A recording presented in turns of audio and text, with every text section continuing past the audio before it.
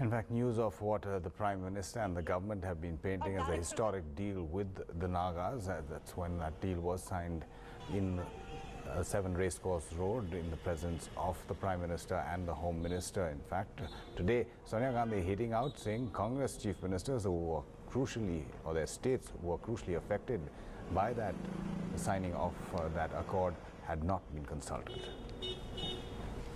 The Naga peace accord, we are actually shocked that the Prime Minister should not even think of taking into confidence our chief ministers, our Manipur chief minister, Assam chief minister, Arunachal chief minister, who are directly affected. Here is another show of the arrogance of this government. यहाँ पे हमारी आवाज parliament में दबाई जा रही है और कांग्रेस प्रेसिडेंट ने कहा है कि 3 प्रदेशों की आवाज मणिपुर, असम और अरुणाचल उनकी आवाज दबाई जा रही है. It's an insult to the people of these 3 states that their chief ministers have not been advised about this accord. It is an insult to every single person in these states, and it is an insult to the people of India, the way this government does its work. Sudhir Ranjan Sen now reports on just how the people of Nagaland are reacting to the agreement. Soldiers, guns and unending military convoys are so much a part of the landscape that the locals hardly notice their presence.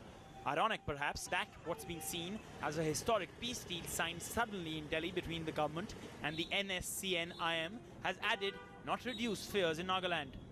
It came as a shock to me because it was all of a sudden and nobody expected that such an agreement will be signed so immediately. At a little distance away, I met with the members of the Naga Council, one of the biggest and most influential social bodies in Nagaland that promotes education and sports. This agreement is just a frame agreement only. So there are many things that to be accepted in further discussion. So far, Naga people have not known the contents of the peace accord. Therefore, it'll not be able to say by now the main purpose of accords. Besides concerns over the details of the agreement, the bigger worry is whether it will be accepted by all factions and groups and whether the armed cadre will give up their guns completely. Extortion or illegal tax collection by the insurgents is big money here.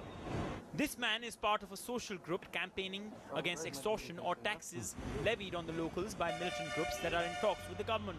Nagas have been yearning for peace for last 60 years, and I believe anything that says peace is a good sign for the Nagas, provided that whether will it materialize in a long-term peace for Naga as well as for the India.